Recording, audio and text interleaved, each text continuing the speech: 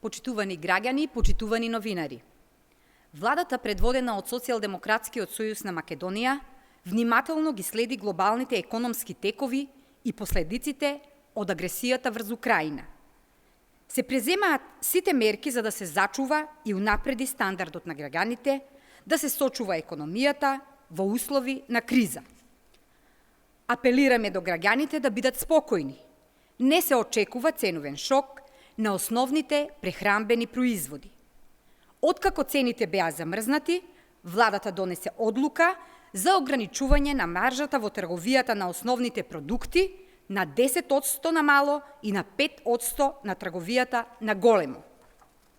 Истовремено, државата има задоволителна количина на потребните прехранбени производи и нафтени деривати во стоковите резерви. Се разгледуваат и евентуалните потреби за дополнително зајакнување на динамиката на резерви. Централната банка изминатиот период информираше дека девизниот курс на денарот е стабилен, а стабилна е состојбата и со девизните резерви. Помагаме и во надминување на енергетската криза и заштита на стандардот на граѓаните од енергетската криза. Го намаливме ДДВ-то за струјата од 18 на 5%. Ја субвенционираме струјата и спречивме големо поскапување.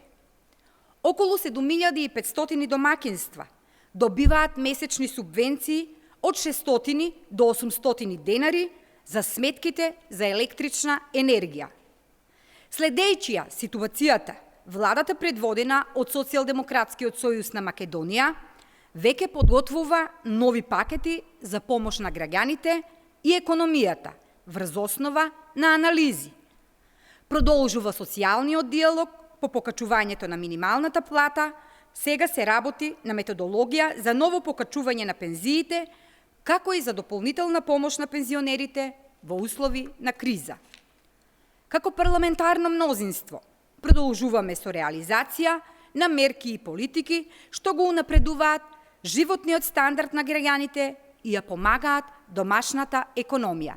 Ви благодарам.